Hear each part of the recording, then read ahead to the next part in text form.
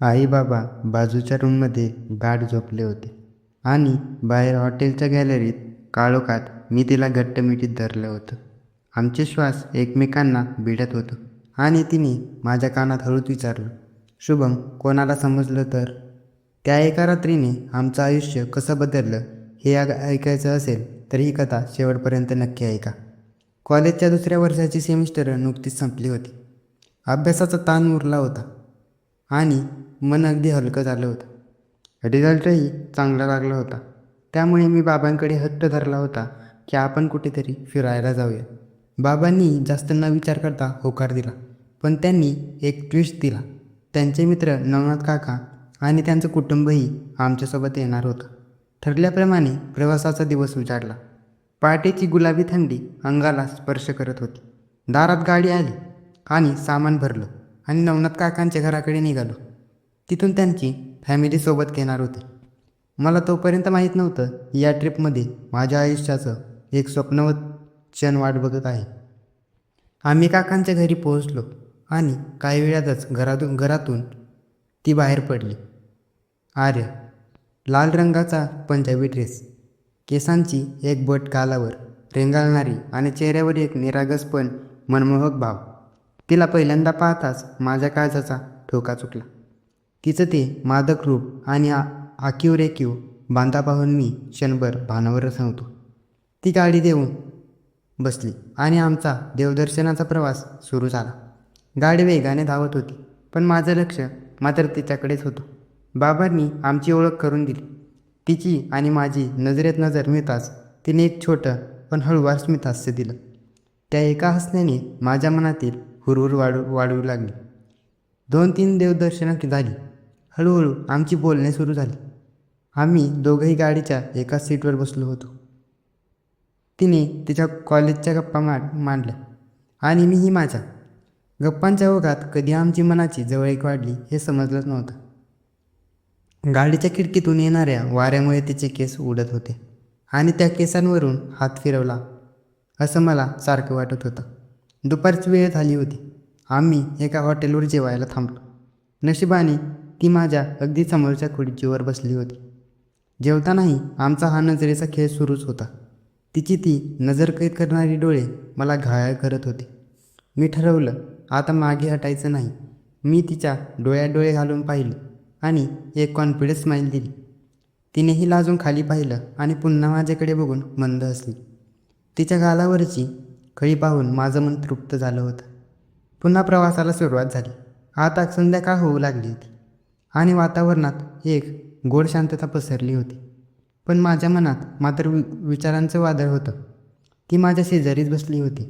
मी हळूच माझा मोबाईल काढला आणि काळजावर दगड ठेवून मेसेज टाईप केला. आर्या, जेव्हापासून तुला पाहिलं तेव्हापासून मला फक्त तूच दिसतेस. मला तू खूप आवडतेस आणि मला तुझी साथ शेवटपर्यंत हवी आहे. मी तिला हळूच खुणावलं आणि मोबाईलकडे म्हणजेच तिच्याकडे सरकला. मेसेज वाचताच तिने आश्चर्याने आपल्या तोंडावर हात ठेवला. तिचे डोळे विस्फारले होते. काही क्षण शांत गेले. माझी काळजाची धडधड वाढली होती. मला वाटलं आता काहीतरी गडबड होणार आहे. पण अचानक तिने माझ्या हातातून मोबाईल हिसकावून घेतला आणि काहीतरी टाईप करू लागली. जेव्हा तिने मोबाईल परत दिला तेव्हा माझं नशीबच बदललं होतं. तिने लिहिलं होतं, शुभम, मी किती वेळेची वाट बघते तू कधी विचारशील याची. मलाही तू तितकाच आवडतोस. I love you. ते वाचून माझ्या अंगावर शहारे आले होते. एका अकल्पित वळणावर आमचं नातं आता एका नव्या प्रवासाला निघालं होतं. पण खरी रोमांचक रात्र अजून बाकी होती. तिचा तो आय लव्ह यूचा मेसेज वाचल्यानंतर माझ्या अंगात जणू एक नवी धुंदी संचारली होती. गाडी वेगाने जात होती, पण आमचा हा मूक संवाद आणि ती मनाची जवळीक शब्दाच्या पलीकडे गेली होती. रात्र होत आली होती आणि बाबांनी मुक्कामासाठी एका छानशा हॉटेलवर गाडी थांबवली. हॉटेलमध्ये गेल्यावर समजलं की आमची रूम आणि आर्याच्या फॅमिलीची रूम अगदी शेजारीच होती. रूममध्ये गेल्यावरही माझं लक्ष आर्याकडेच होतं. मला तिला भेटायची ओढ लागली होती. ती अतिरिक्त आम्हाला स्वस्त बसू देईना. शेवटी मी तिला मेसेज केला, आर्या, मला तुला भेटायचे आत्ताच. तिने थोड्या वेळाने रिप्लाय दिला, अरे पण कसं, सगळे सोबत आहेत. मी युक्ती सुचवली, तू घरच्यांना सांग की मी हॉटेल बघायला खाली जाते आणि मी पण तसंच सांगून येतो.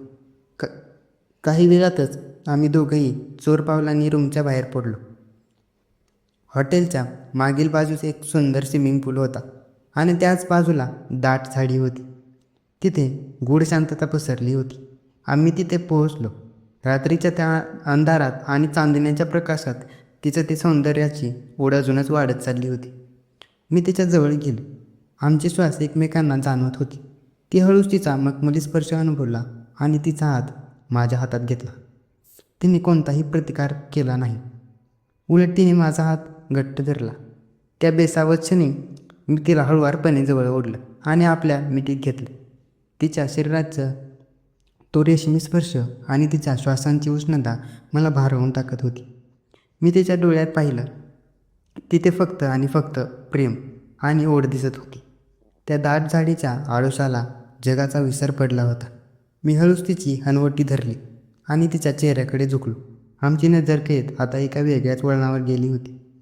हळूहळू माझे ओठ तिच्या ओठांच्या जवळ नेले. तिचा ओठांचा स्पर्श इतका गोड आणि कोमल होता की मी माझं भानच विसरलो. ते आमचं पहिले चुंबन होतं. जुना काळ थांबला होता. तिच्या अंगावर शहारून आली होती आणि तिनेही तितक्याच आवेगात मला प्रतिसाद दिला होता. त्या तृप्त भावना आणि तो सुखद अनुभव शब्दात मांडणं अशक्य होतं. आम्ही दोघंही एकमेकांच्या आवेगात भिजलो होतो. तिने मला एक घट्ट मिठी मारली. जणू तिला मला कधी सोडायचंच नव्हतं.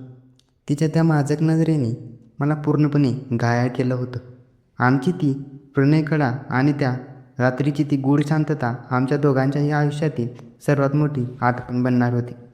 बराच वेळ आम्ही तिथेच होतो, एकमेकांच्या मिठीत, एकमेकांच्या अस्तित्वाचा स्पर्श अनुभवत. पण वेळ वेगाने जात होते. मी तिला म्हणालो, आर्या, आता जायला हवं, कोणाला संशय येईल. तिने माझ्याकडे बघून एक मधुर आठवण म्हणून गालावर गोड पापा दिला आणि म्हणाली, हे आपलं गुपित नातं असंच राहू दे. आम्ही दोघंही आपल्या रूममध्ये परतलो. पण मनात मात्र अजूनही तो मखमली स्पर्श आणि ती धुंदी तशीच होती. ट्रिप संपली, पण आमची ही प्रेमगाथा तर नुकतीच सुरू झाली होती. स्विमिंग पूल जवळच्या त्या पहिल्या चुंबनानंतर आमच्या दोघांच्याही मनात एक वेगळीच आधिरता निर्माण झाली होती. आम्ही आपापल्या रूमकडे गेलो खरा, पण झोप कोणाच्याच डोळ्याला नव्हती. बाहेर भयान शांतता होती, पण माझ्या शरीरात रक्ताचं अभिसरण वेगाने होत होतं. आर्याचा तो मखमली स्पर्श अजूनही माझ्या हातावर जाणवत होता. रात्रीचे 2 वाजले असतील. अचानक मोबाईलचा व्हायब्रेशन झाले. आर्याचा मेसेज होता, शुभम, झोप येत नाही. मगाशी जे झालं ते स्वप्न होतं की सत्य? मी लगेच उत्तर दिलं, ते फक्त सुरुवात होती. मला अजूनही तुझा तो शहारून येणारा सुगंध आठवतोय. तिने रिप्लाय दिला, आई बाबा गाढ झोपलेत, पण मला तुला पुन्हा बघायचे. माझं मन आता मनाचा ताबा सोडून दिलं होतं. मी तिला हळूच माझ्या रूमच्या बाहेर येण्यास सांगितलं. सुदैवाने आमचे बाबा दुसऱ्या खोलीत गाढ झोपले होते. ती हळूच बाहेर आली आणि तिने आता एक सैलसर नाईट ड्रेस घातला होता. त्या प्रकाशात तिचं मादक रूप आणि आकर्षण बांधा पाहून मी पुन्हा एकदा भारावून गेलो होतो. आम्ही हॉटेलच्या त्या गॅलरीत जिथे अंधार होता तिथे गेलो. तिथे पोहोचताच मी तिला घट्ट मिठीत घेतलं होतं. यावेळेस तिनेही मला तितक्याच ताकदीने स्वतःकडे ओढलं. आमची ती हळूवार मिठी आता एका आवेगात बदलली होती. तिच्या शरीराची ऊब मला आता जाणवत होती. मी तिचे केस बाजूला केले आणि तिच्या मानेवर छोटासा स्पर्श केला. जेव्हा तिने तिच्या अंगावर काटा आला, तिने माझ्याकडे मादक नजरेने पाहिलं आणि हळूच म्हणाली, शुभम, तू मला वेठ लावलंस. तिच्या त्या शब्दांनी माझ्या संयमाचा बांध फुटला. मी तिला भिंतीला टेकवलं आणि पुन्हा एकदा तिच्या ओठांवर माझं अस्तित्व कोरलं. यावेळेस ते चुंबन अधिक उत्तेजित आणि प्रदीर्घ होतं. आमच्या दोघांच्याही श्वासांचा वेग वाढला होता. ती तृप्त भावना मिळवण्यासाठी आम्ही दोघंही आसुसलेलो होतो. तिचा तो रेशमी स्पर्श आणि माझ्या हातांचा तिच्या पाठीवरून फिरणारा प्रवास, सगळं काही स्वप्नवत होतं. त्या बेसावतपणी आम्हाला आजूबाजूच्या जगाचं भान उरलं नव्हतं. तिने माझ्या खांद्यावर डोकं ठेवलं आणि एक मादक सुस्कारा सोडला. त्या एका क्षणात आम्ही आकर्षणाचे शिखर गाठलं होतं. काही वेळ आम्ही तसेच एकमेकांत गुंतून होतो. तिचं ते माणसं सौंदर्य आणि माझ्या मनातील तिच्याबद्दलची ओढ यामुळे वातावरणात एक वेगळीच धुंदी पसरली होती. पण तेवढ्यात लांबून कोणाच्या तरी चालण्याचा आवाज आला आणि आम्ही डचकून वेगळी झालो. तो एक थरारक अनुभव होता. मी तिला म्हणालो, आर्या आता रूममध्ये जा, सकाळी लवकर निघायचं आहे. तिने जाता जाता माझा हात दाबला आणि डोळ्यांनीच एक गुपित वचन दिलं. हा अनुभव आमच्या नात्याला एक वेगळ्या उंचीवर घेऊन गेला होता. ती रात्र आमच्या दोघांच्याही आयुष्यातील सर्वात धुंदी देणारी रात्र ठरली होती. सकाळी उठल्यावर जेव्हा मी आरशात पाहिलं तेव्हा माझ्या चेहऱ्यावर एक वेगळी चमक होती. बाहेर गुलाबी थंडी होती, पण माझ्या मनात मात्र काल रात्रीच्या त्या उष्ण स्पर्शाची आठवण ताजी होती. आम्ही पुन्हा प्रवासाला सुरुवात केली. आता परतीचा प्रवास होता. गाडीत आर्या पुन्हा माझ्या शेजारी येऊन बसली. यावेळेस आमच्यात शब्दांपेक्षा जास्ती नजरेने संवाद होत होता. तिने लाल रंगाचा तोच ड्रेस घातला होता, ज्यात तिचा मादक रूप अजूनच खुलून दिसत होता. मी हळूच गाडीच्या सीटखाली तिचा चोरून हात शोधला. जसा माझा हात तिच्या हाताला लागला तसा तिच्या अंगावर शहारे आले. तिने माझा हात घट्ट पकडला आणि आपल्या बोटात माझी बोटं गुंफली. हा रेशमी स्पर्श जगातील सर्व सुखांपेक्षा मोठा होता. आम्ही दोघेही खिडकी बाहेर पाहत होतो, पण आमचे हात एकमेकांच्या उभेचा आनंद घेत होते. तिने हळूच आपलं डोकं माझ्या खांद्यावर टेकवलं. त्यासोबत बेसावत क्षणी मला जाणवलं की हे फक्त शारीरिक आकर्षण नाही, तर ही एक अनामिक ओढ आहे. गाडीत रेडिओवर एक जुना रोमॅन्टिक गाणं वाजत होतं. आर्याने माझ्या कानात हळूच कुजबुजलं, शुभम, हे दिवस कधी संपू नयेत असं वाटते. मी तिच्या केसांवरून हात फिरवत म्हणालो, हे दिवस संपतील ग, पण आपलं हे गुपित नातं आणि ही प्रेमाची ओढ कधी संपणार नाही. दुपार झाली आणि आमचं शहर जवळ येऊ लागलं. आता निरोपाची वेळ जवळ येत होती. मनात एक प्रकारची हुरहुर दाटून आली होती. आर्याच्या डोळ्यातही तीच तीव्र भावना आणि थोडं दुःख दिसत होतं. जेव्हा गाडी त्यांच्या घरासमोर थांबली तेव्हा आम्ही शेवटची नजर घातली होती. त्या नजरेत हजारो शब्द होते. ती गाडीतून उतरली. जाता जाता तिने मागे वळून मला एक स्मितहास्य दिलं आणि डोळ्यांनीच आय लव्ह यू म्हटलं. ती हसणारी कळी माझ्या मनात कायमची घर करून बसली होती. पण आज त्या ट्रिपला काही महिने उलटून गेले आहेत, पण आमचं नातं आजही तितकंच ताजं आहे. आम्ही चोरून भेटतो, फोनवर तासनतास रोमॅन्टिक गप्पा मारतो आणि जेव्हा जेव्हा संधी मिळते तेव्हा त्या सुखाच्या शिखरावरचा अनुभव घेतो. आमची ही कथा कोणालाच माहीत नाही. हे आमचं एक गुपित नातं आहे, जे फक्त आम्हालाच माहीत आहे. प्रत्येक भेटीत तोच मखुली स्पर्श, तीच मादकता आणि तीच अनामिक ओढ आजही आम्हाला एकमेकांच्या जवळ घेऊन जाते. ती ट्रिप फक्त एक प्रवास नव्हती, तर आमच्या आयुष्याला मिळालेला तो एक स्वप्नवत क्षण होता, जो मी कधी विसरू शकणार नाही.